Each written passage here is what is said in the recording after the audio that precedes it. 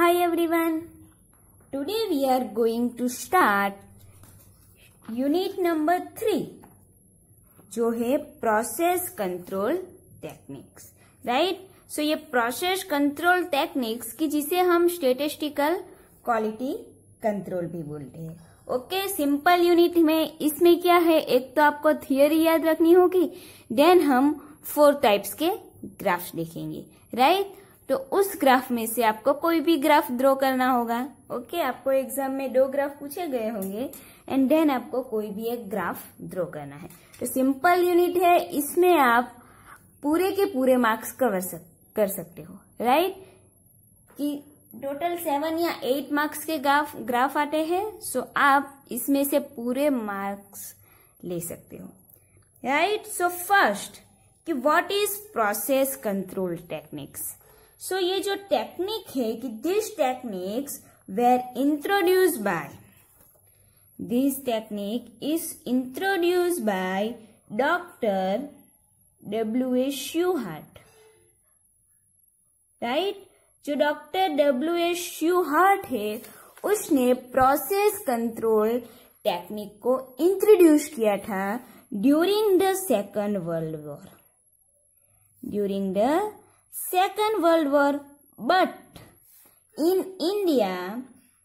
but in India statistic quality control started around 1950, right?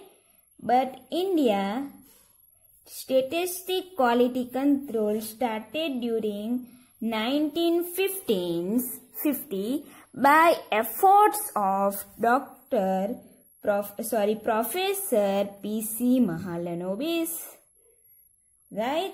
Professor P.C. Mahalanobis के effort से India में 1950 के around ये टेक्निक्स को स्टार्ट हुई है, राइट।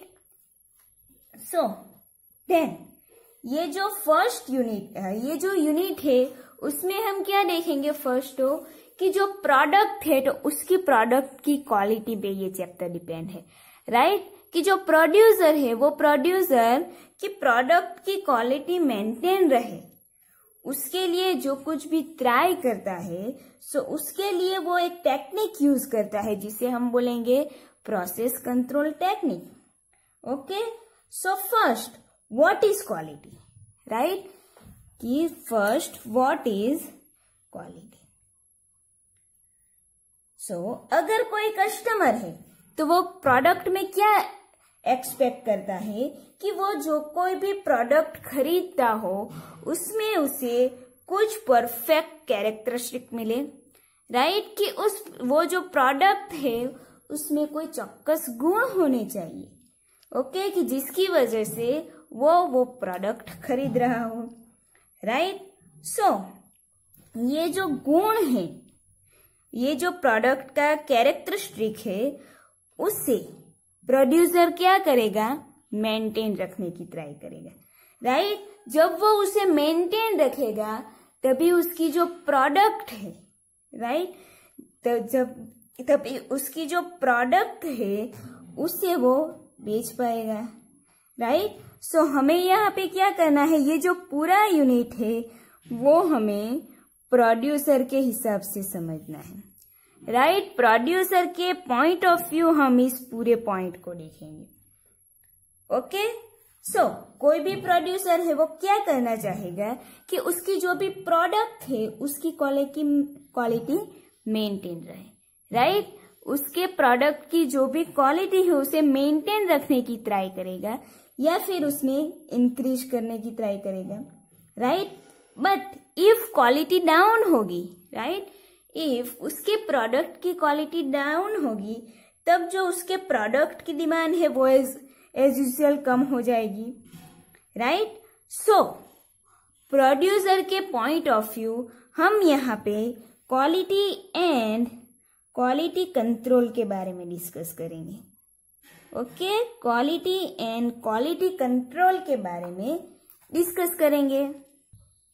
सो जो प्रोड्यूसर है वो अपनी क्वालिटी मेंटेन रखने के लिए क्या करेगा कि उसकी जो प्रोडक्ट है उसकी जो भी प्रोडक्ट है उसका स्टैंडर्ड सेट करता है। ओके, कि उसका जो स्टैंडर्ड है कि P डिटरमाइन स्टैंडर्ड सेट करता है।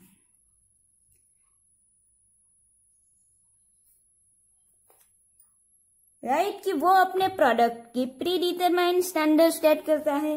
Then it can be shaded कि अगर हम कह सकते हैं कि अगर उसकी जो प्रोडक्ट है वो उसने जो प्री डिटरमाइन स्टैंडर्ड सेट किया है उससे लो लेवल की हो, तब क्या करेंगे कि तब क्या होगा कि उसकी जो प्रोडक्ट की क्वालिटी है वो मेंटेन नहीं हो रही। Right, but if the product satisfied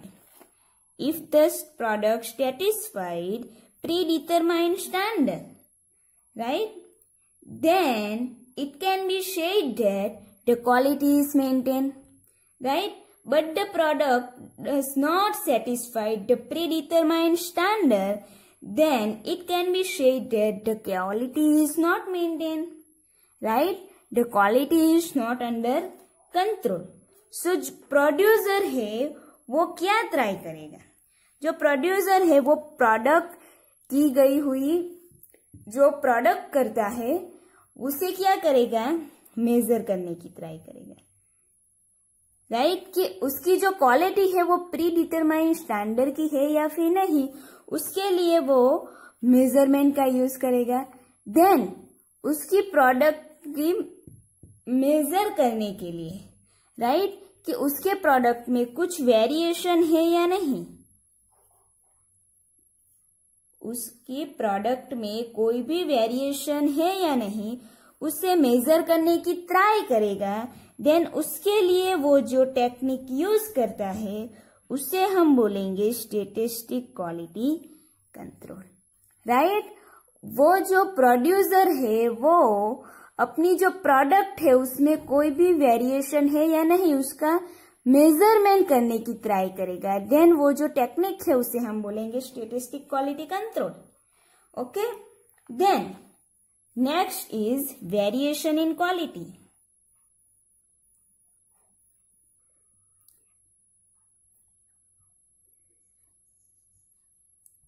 So there are two types of variation in quality, right?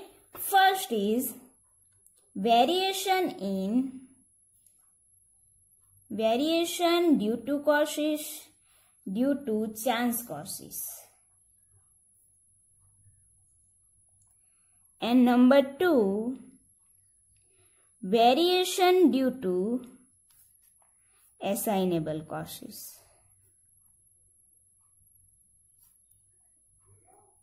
Right, so यहाँ पे हमें क्वालिटी में टू टाइप्स के वेरिएशन मिलेंगे। फर्स्ट तो variation due to chance causes and number two variation due to assignable causes. So first कि variation due to chance causes. Okay, so first में क्या होगा कि इस टाइप का जो वेरिएशन है, so variation not be due to any defect in machine. Right, कि जो चांस कॉसेस से रिलेटेड वेरिएशन है, ये जो वेरिएशन है so be not be due to any defect in machine but due to chance causes. Right, कि अगर कोई फैक्ट्री है कि if a factory producing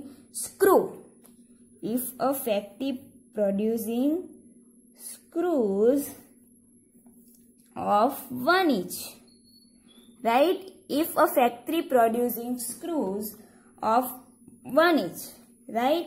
Then some screws are taken from it and measure. Company जो है वो 1 inch की screw produce करती है, देन उसमें से कुछ स्क्रू को हम मेजर करने के लिए लेते हैं। देन हमें पता चलता है कि जो कुछ स्क्रू है वो है 1.01 इंच के, देन कुछ स्क्रू है वो है 0.99 इंच के। राइट, सो हम 1 इंच की स्क्रू जो कंपनी प्रोड्यूस करता है उसका मेजर किया तो हमें क्या पता चला कि इसमें से कुछ स्क्रू है वो 1.01 इंच के है एंड कुछ स्क्रू जो है वो 0.99 इंच के है। सो यहाँ पे हमें वेरिएशन मिलेगा, राइट। सो यहाँ पे हमें वेरिएशन मिलेगा, बट ये वेरिएशन क्या है, सिर्फ माइनर है, राइट। ये जो वेरिएशन है वो माइनर है। सो ये जो वेरिएशन है वो बाय चांस होते हैं, राइट। ये जो वेरिएशन है वो बाय चांस होते हैं। So this minor variation not effect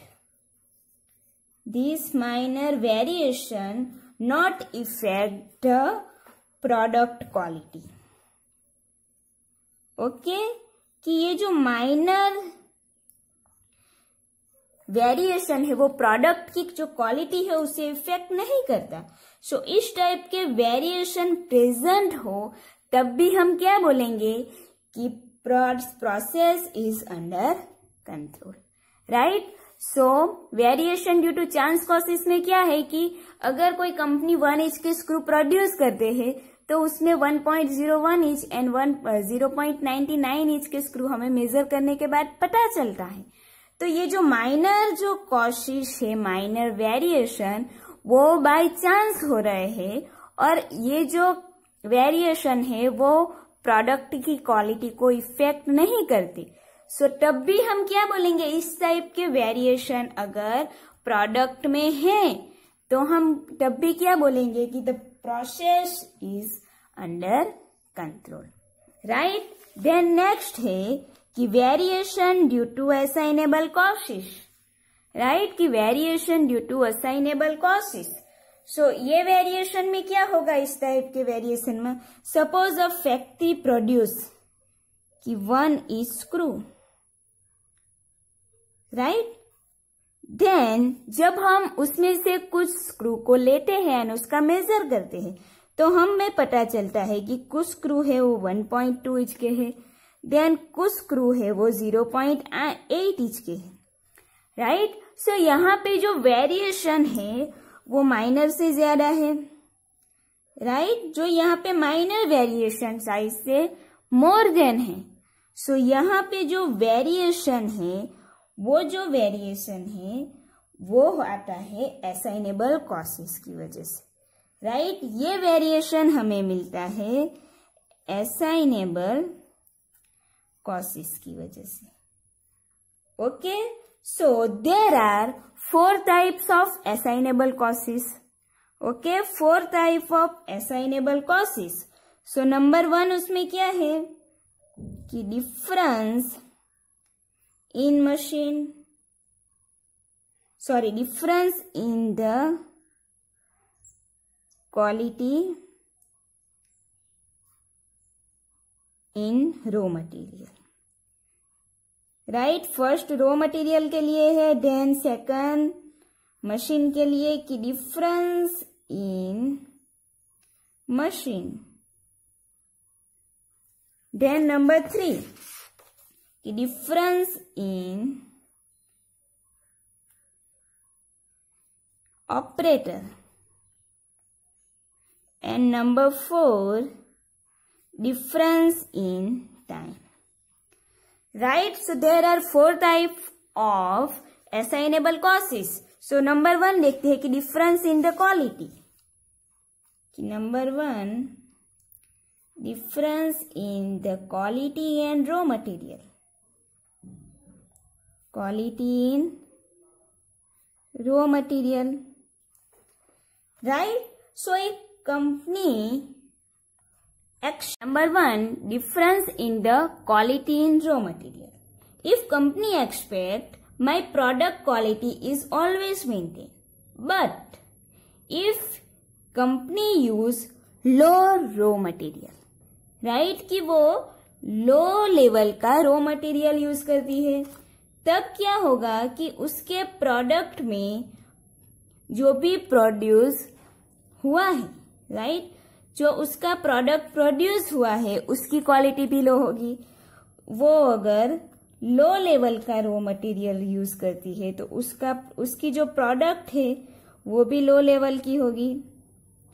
then अगर वो हाई लेवल का रॉ मटेरियल यूज करती है तो उसकी प्रोडक्ट जो है वो हाई लेवल की होगी, राइट। सो दोनों टाइप के डिफरेंस लेवल से अगर हम प्रोडक्ट प्रोड्यूस कर रहे हैं, राइट, कुछ मटेरियल है कि जिसमें हम लो लेवल का रॉ मटेरियल यूज कर रहे हैं तो उसके यूज करके जो प्रोडक्ट प्रोड्यूस हो रही है उसमें एन हाई लेवल का रॉ मटेरियल यूज करके जो भी प्रोडक्ट प्रोड्यूस हो रही है उसका लेवल दोनों में डिफरेंस मिलेगा, राइट। तो दिस टाइप का डिफरेंस को हम बोलेंगे difference in the quality in raw material, okay.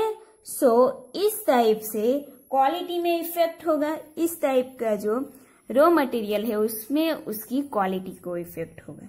सो हम क्या कर सकते हैं कि इस टाइप के जो वेरिएशन है उसे रिमूव करने की ट्राई करेंगे, देन इसकी क्वालिटी को मेंटेन कर सकते हैं, ठीक है। Then second, difference in machine, right, difference in machine, okay. Suppose हम दो टाइप्स के मशीन, हमारे पास दो मशीन्स अवेलेबल है, एक तो न्यू एंड ओल्ड, राइट। हमारे पास कुछ ओल्ड मशीन भी है एंड न्यू मशीन भी है, राइट। सो हम ओल्ड मशीन से जो भी प्रोडक्ट प्रोड्यूस करते हैं उसकी क्वालिटी एंड न्यू मशीन से जो भी प्रोडक्ट प्रोड्यूस करते हैं उसकी क्वालिटी में थोड़ा चेंज होगा, राइट। उसकी दोनों क्वालिटी में थोड़ा डिफरेंट हमें देखने को मिलेगा, राइट। कि हम ओल्ड मशीन से जो भी प्रोडक्ट प्रोड्यूस कर रहे हैं वही प्रोडक्ट अगर हम न्यू मशीन का यूज करके प्रोड्यूस कर रहे हैं तो उसमें भी डिफरेंट मिलेगा कि न्यू मशीन की प्रोडक्ट बेस्ट होगी एंड ओल्ड मशीन से प्रोड्यूस की हुई प्रोडक्ट में थोड़ा वेरिएशन मिलेगा, right. So this called difference in machine, okay. Then number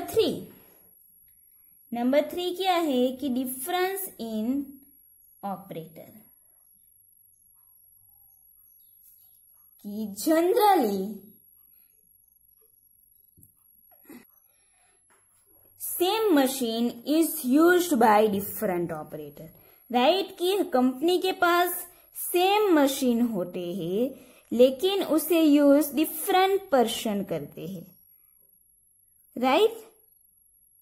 company के पास मशीन तो सेम है लेकिन उसे यूज करने वाले डिफरेंट होते हैं।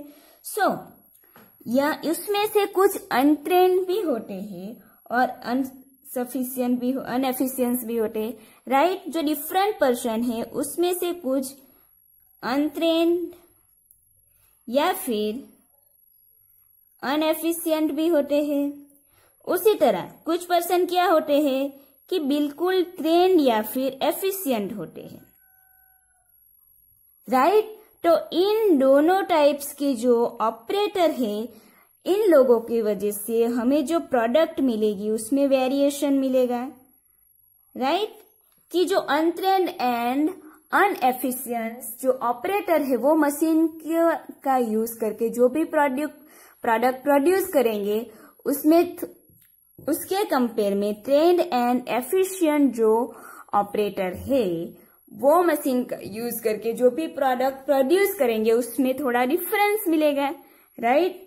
तो हमें ये जो वेरिएशन मिलेगा उसे हम रिमूव कर सकते हैं, बट कैसे कि जो भी अनट्रेन्ड एंड अनएफिशिएंट ऑपरेटर है उसे हम ट्रेन कर सकते हैं, राइट। तो इस तरह हमें जो डिफरेंस इन मशीन में जो वेरिएशन मिलता है उसे हम रिमूव कर सकते हैं। देन नंबर 4 है डिफरेंस इन टाइम,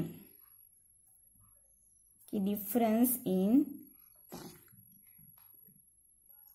कि most of the industries is carried out in different shift, right. यहाँ पे जो मोस्ट ऑफ इंडस्ट्री है वो शिफ्ट रखती है। सो ऑब्वियस है कि जो मॉर्निंग शिफ्ट के वर्कर है वो फ्रेश होंगे एंड जो सेकंड एंड नाइट शिफ्ट के वर्कर है वो टायर्ड होंगे, राइट। सो जो मॉर्निंग शिफ्ट के वर्कर है वो पूरी फ्रेशनेस के साथ अपना काम करेंगे बट जो नाइट शिफ्ट में काम करने के लिए पर्सन आते हैं उनको क्या है कि उनको नींद भी आ सकती है, राइट, कि रात का वक्त है तो हमें किसी भी वक्त थोड़ी नींद तो आ ही सकती है। ओके, सो इनकी वजह से भी प्रोडक्ट में जो है उसमें वेरिएशन दिखने को मिलता है, राइट। सो और अगर हमारी प्रोडक्ट है कि जिसमें हमें वेरिएशन आते हैं तो उसे हमें रिमूव करना होगा, राइट, रिमूव करना होगा एंड हमारी प्रोडक्ट की जो क्वालिटी है उसे मेंटेन करना होगा। तो उसके लिए हम थियरी ऑफ कंट्रोल चार्ट का यूज करेंगे, राइट, उसके लिए हम थियरी ऑफ कंट्रोल चार्ट का यूज करेंगे। तो हमारा नेक्स्ट टॉपिक है theory of control chart.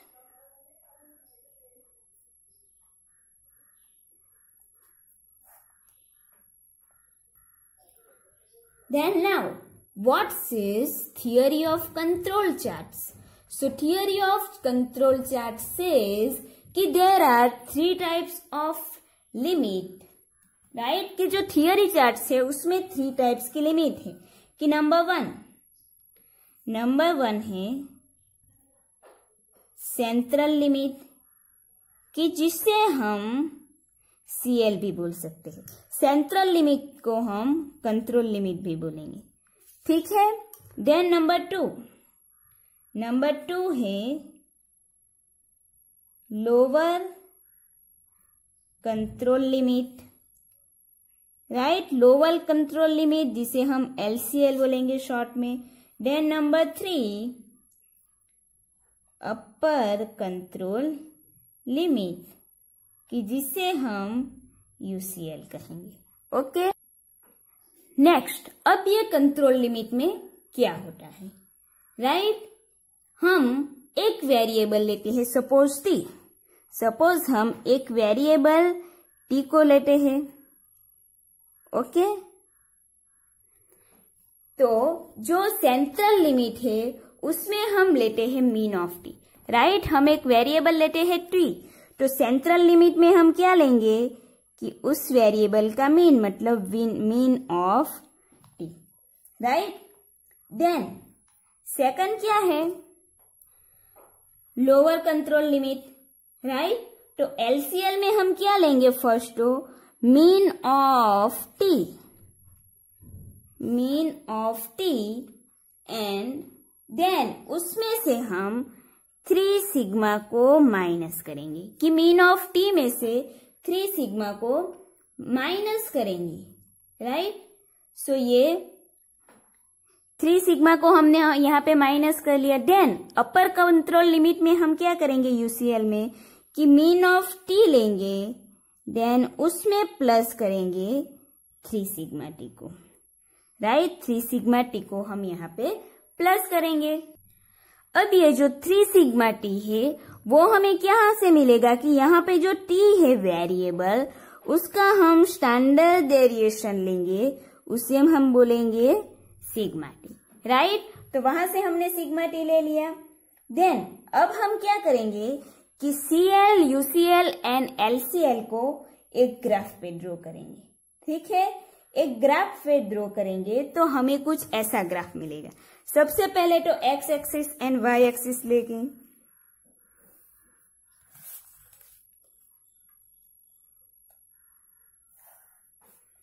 Right, ये ले लिया x एंड y।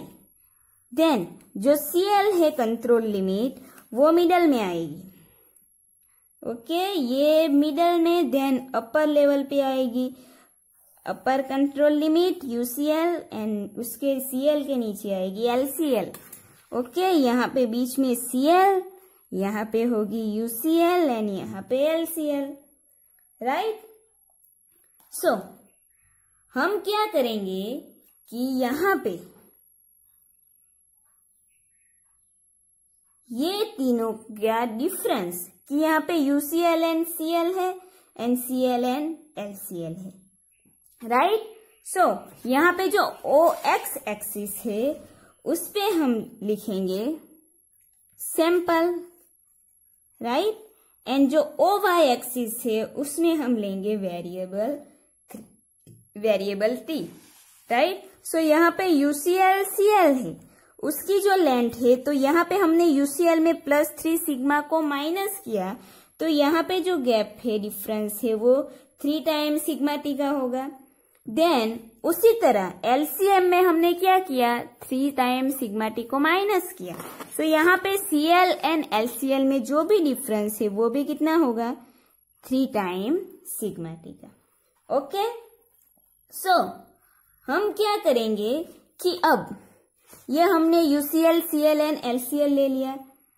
देन अगर हम यहाँ पे पॉइंट प्लॉट करते हैं, राइट, कि सैंपल और वेरिएबल के हिसाब से यहाँ पे अगर हम पॉइंट प्लॉट करते हैं, देन इफ सारे के सारे पॉइंट यूसीएल एंड एलसीएल के बीच में आते हैं, राइट, मतलब यहाँ पे यूसीएल है, एलसीएल है, तो दोनों के बीच में पॉइंट आएंगे। सपोज 1 2 3 4 5 6 7। सो अगर हम इसे ड्रॉ करेंगे, सो हमें ऐसा कुछ ग्राफ मिलेगा, राइट। सो सपोज हमें इस टाइप का जो ग्राफ मिलेगा, तब then we can say that production process is under control, right. Then we can say that कि production process is under control। But अगर कोई भी एक पॉइंट या एक से ज्यादा पॉइंट यूसीएल के ऊपर या फिर एलसीएल के नीचे आता है, तब हम क्या बोलेंगे कि the production process is not under control, right? The production process is not under control and assignable causes are present,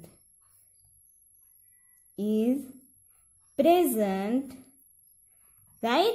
मतलब कि अगर सभी के सभी पॉइंट जो हम प्लॉट्स करते हैं पॉइंट को, वो यूसीएल एंड एलसीएल के बीच में आता है, तो हम क्या बोलेंगे कि production process is under control. But अगर 1 या मोर देन 1 जो प्लॉट्स है वो यूसीएल के ऊपर या फिर एलसीएल के नीचे आते हैं, तब हम बोलेंगे कि production process is not under control and assignable causes of present.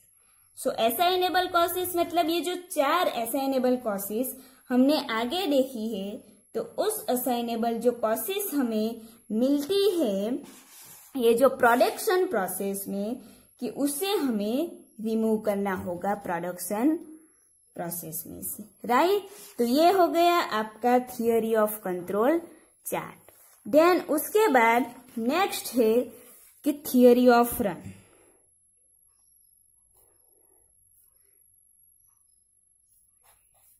Simple theory है ये तो, कि थियोरी ऑफ रन में क्या होगा कि हमने आगे देखा कि अगर सारे प्लॉट्स यूसीएल एंड एलसीएल के बीच में आते हैं, तब हम क्या बोलेंगे कि production process is under control. But if सारे प्लॉट्स कि दोनों के ऊपर या फिर नीचे आएंगे, तब हम क्या बोलेंगे कि production process is not under control, right. But मान लो अगर तुम्हारा ये X axis and Y axis, right, ये एक्स एक्सिस है एंड ये वाई एक्सिस। नाउ अगर आप, ये हमारा सीएल हो गया, UCL and LCL, CL UCL LCL, right. अब अगर आप पॉइंट प्लॉट करते हो सो एंड ग्राफ ड्रॉ करते हो, तो आपका ग्राफ कुछ इस तरह आया, ओके। देन अगर सेकंड ग्राफ भी इसी तरह आएगा, लेकिन जो यहाँ पे ऊपर है सारे पॉइंट्स, यहाँ पे नीचे आएंगे, सपोज कि यूसीएल, सीएल, एलसीएल, राइट। अगर हम पॉइंट्स को प्लॉट्स करेंगे तो इस तरह हमें मिलेगा। सो यहाँ पे क्या होगा कि यहाँ पे फर्स्ट में आप देखोगे तो यहाँ पे क्या है कि जो सारे प्लॉट्स थे वो यूसीएल एंड एलसीएल के बीच में आए हैं, राइट। एंड यहाँ पे भी सारे जो प्लॉट्स है सैंपल के वो यूसीएल एंड एलसीएल के बीच में आए हैं। तो हम क्या कहेंगे कि the production process is under control, right. Simple है, मैंने आपको बताया कि अगर सारे प्लॉट्स यूसीएल एलसीएल के बीच में आते हैं तो प्रोडक्शन प्रोसेस अंडर कंट्रोल में है।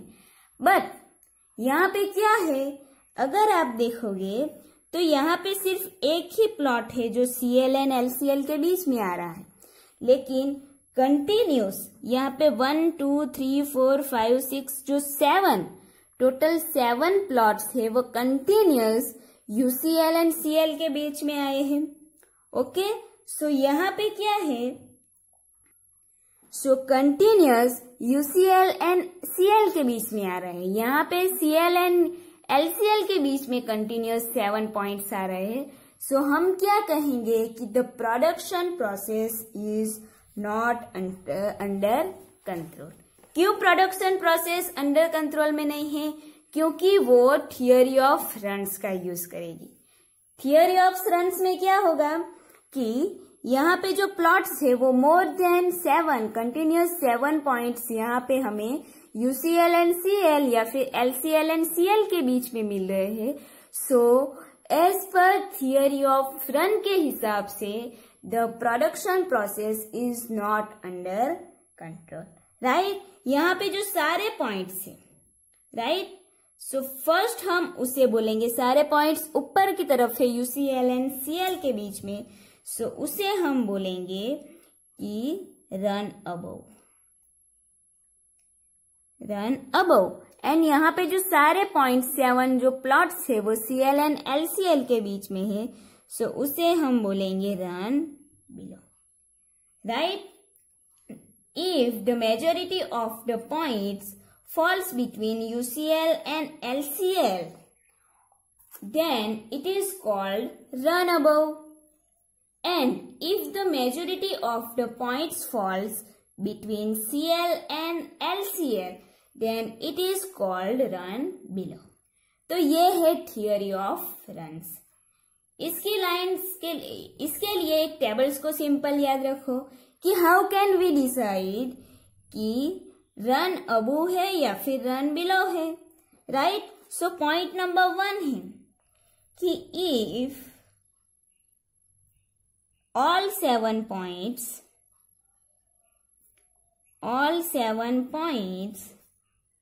falls on same side,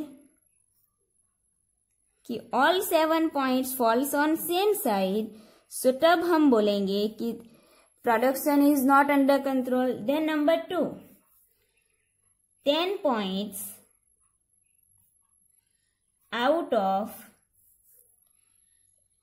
11 points falls on same side, right. Then number 3, कि 12 points out of 14 points falls on same side.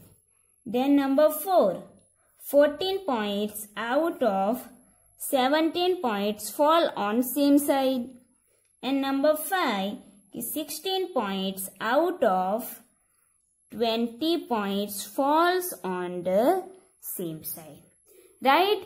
कि अगर हम ग्राफ ड्रॉ करते हैं और 7 points fall on the same side, right, कि 7 points जो है वो या तो UCl एंड Cl में आते हैं या फिर Cl एंड LCl में, तब हम बोलेंगे कि production is not under control. Then 10 points out of 11 points, right, कि टोटल जो 11 पॉइंट है उसमें से 10 पॉइंट सेम साइड में मिलेंगे, तब theory of control theory of run use होगी। देन टोटल 14 पॉइंट में से 12 पॉइंट आते हैं, 17 में से 14 पॉइंट्स वन साइड आते हैं, देन 20 में से अगर 16 पॉइंट हमें एक साइड मिलते हैं, तब हम क्या बोलेंगे कि production process is not under control, right. यहाँ पे आप देखोगे तो सभी के बीच में 2 का गैप है, राइट। यहाँ पे जो डिफरेंस है वो 2 का है, सिंपल याद रखो, 10 में ऐड करते जाओ। देन यहाँ पे जो डिफरेंस है चारों के बीच में वो 3 का है, राइट, कि 11, 14, 17, 20। तो इस तरह हमें थियोरी ऑफ रन्स का यूज करना है। जब आप ग्राफ ड्रॉ करोगे तब इसका यूज होगा। ओके, सो ये आपको ध्यान में रखना है।